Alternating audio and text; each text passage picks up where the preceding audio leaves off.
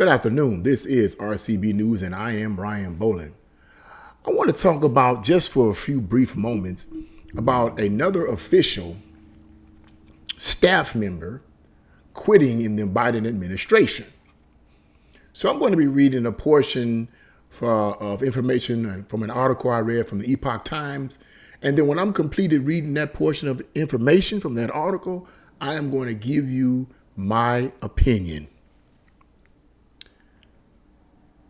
And the article is entitled, Biden's Communications Director Quits, Marking Second White House Resignation in a Week. Emma Riley, White House Communications Chief of Staff, became the second person in the Biden-Harris team to hand in a resignation in a week when she announced that she's leaving her post for a job in the Labor Department. It was an honor and privilege to serve POTUS and the American people at the White House, Riley wrote on Twitter on November 19th, adding that she'll be working with Labor Secretary Marty Walsh, for whom she worked as an associate press secretary when Walsh was mayor of Boston. Riley's announcement came the day after the departure of Ashley Antonita, communications director for Vice President Kamala Harris. A White House official said in a statement that Antonita was a, quote, valued member of the team who would be leaving in December to pursue other opportunities. The resignations came as recent polls indicate a sharp decline in approval ratings for both Harris and President Joe Biden. A poll from Real Clear Politics shows an overall 41.3% approval for Biden's job performance, while Harris's favorable opinion rate stands at 40.2%. But watch this. However, a USA Today Suffolk University poll released on November 7th showed a dismal 28% approval rating for Harris, 10 points less than Biden's 38%. And I'm going to finish that article right there. I'm going to complete that portion there. You can read the rest of the article and the description box below. But as we see here from this article, it is clear that there is a problem going on in the Biden administration. And what I wanted to point out right out the front, the first thing I wanted to mention from my perspective in this is that if this is not a smokescreen, then it is what I would call a clear screen for Biden voters. If this is not a smokescreen, then this is a clear screen for Biden voters. And what do I mean by that? What I mean by that is simply this.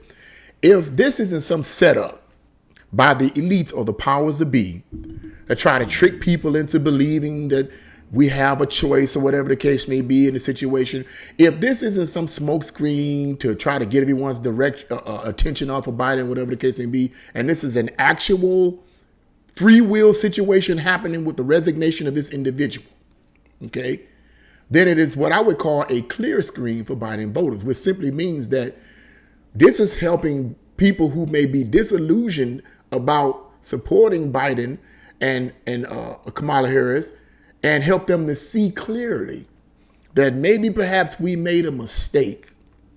As I've said before, he hasn't been in office but a year. He hasn't been in office even a year yet, from what I understand. And yet his policies clearly are hurting the country. We have gas prices in the gazoo. I was talking to one of the members of my church, one of my pastors, not one of them, she is one of the members of my church, but I was speaking to my pastor's wife yesterday, and they were sharing with me how the gas prices in the city of Cleveland are just going up to the gazoo. And I'm pretty sure if it's in the city of Cleveland, it's everywhere. And I was like, how much is that? Like $5, whatever, $5, $6. I said, wow. It takes her over $50 just to fill up her tank, you know. And on a half, she have half a tank, and it takes $50 to fill it up. Unbelievable. So we're seeing a lot of negativity, and a lot of people that perhaps voted for Biden. I believe that this is, if it's not a smoke screen, it would be what I would call a clear screen. The smoke is clearing up, and they're able to see the policies or the results or the effects of the policies. It matters who you vote for. So this is, in a way, I see this as a positive spin and not a negative spin, negative for the Biden administration, but positive for Biden voters. Now, for those who didn't vote for Biden, it ain't no, it's positive for us because we see these negative things happening in the administration.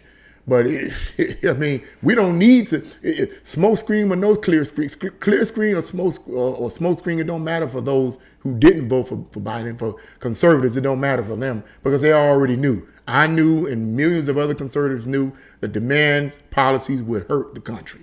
Okay. The other thing I wanted to point out too in this whole situation is that there are some politicians. There are still some politicians that have integrity.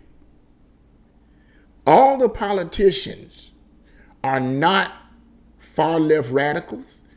All the politicians are not communists. All the politicians are not socialists. All the politicians are not these people that just want to destroy the country. True Marxism have infiltrated our country. Socialists and Fabian socialists have infiltrated our institutions, and our media, and politics, and movies, and songs. True, these things have happened, and true, this has been going on for many, many years. And true, a lot of people are being deceived by misinformation and disinformation, but everyone in politics is not corrupt. All the politicians are not far left. All the politicians are not trying to push draconian measures upon the people. And because of this, even if they're a minority, the minority counts. The minority counts. And here's the reason why I say the minority counts in terms of politics and those who are not far left that make up the minority portion of politicians. Because when the Fabian socialists infiltrated our country and when the communists infiltrated our country, there was a very small number in comparison to the millions and millions of conservatives and most of the conservative politicians and the moderate Democrats. It was just a small number of them. And yet they infiltrated all the institutions and took them over. See, it's not about how small you are. It's about how persistent you are and how effective you are. And since the radical communists and radical socialists were effective in infiltrating all the institutions and standing on what they believed in, which was Marxism, I believe there are a small faction of politicians who are conservative and a small faction of politicians who are moderate Democrat, who are basically people of integrity. These are people of integrity. And because of these people of integrity, it helps keep a balance. It's not just the people, the masses of people, but it's also politicians in Congress and the Senate that are like, no, we don't agree with this. We don't agree with this far leftist agenda. We don't agree with Marxism. We don't agree with all this stuff you're trying to do. So to me, that's good news. That's good news that all the politicians are not crooked. All the politicians are not paid off. All the politicians and all the journalists are not slaves to money. So that's good news. If this is not a smokescreen, it's good news for American people. If it's not a smokescreen, and perhaps it's not. You got to understand that our government is not completely under control of these people.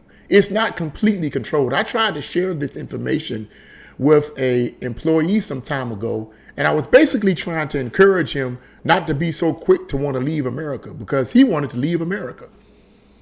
He wanted to leave America. He felt like, oh man, it's just over.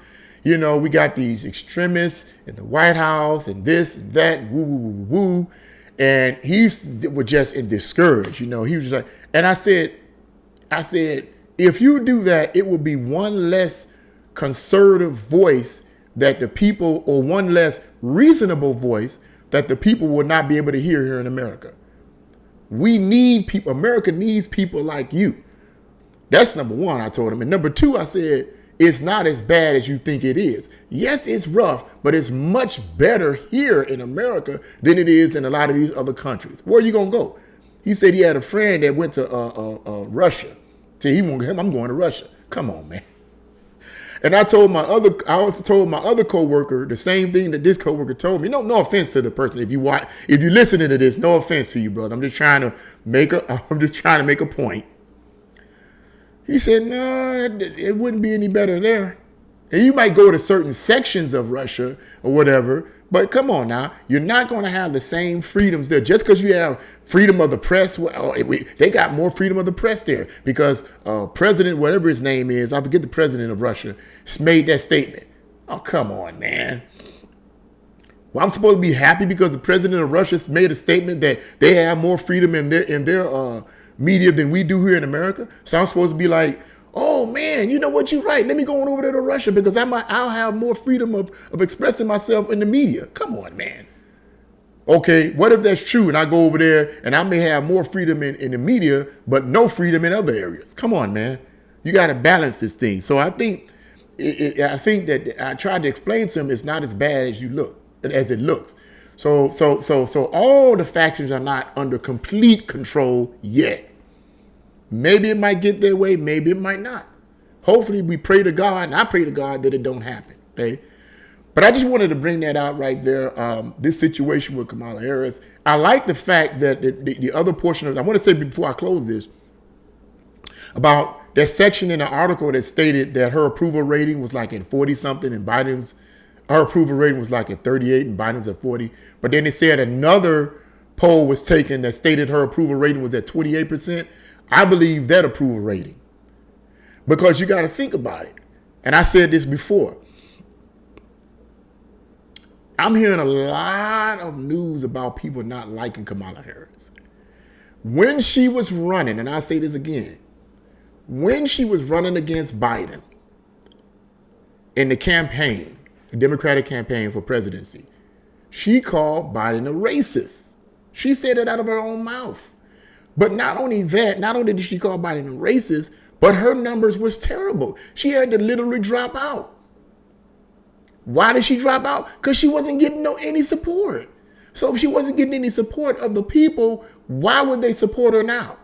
Why all of a sudden would they support her now? Why would the masses of people support her now? Oh, go Kamala, yeah, Why would they support her now? It makes no sense. I'm pretty sure they're not supporting her now. So if this is not a smokescreen, then this is a clear screen for Biden voters. This is a clear screen for Biden voters. So I just wanted to give my spin on that, what I consider to be a relatively moderate source of good news, actually. Perhaps things will change in the midterms in 2022. Let's pray and hope the best.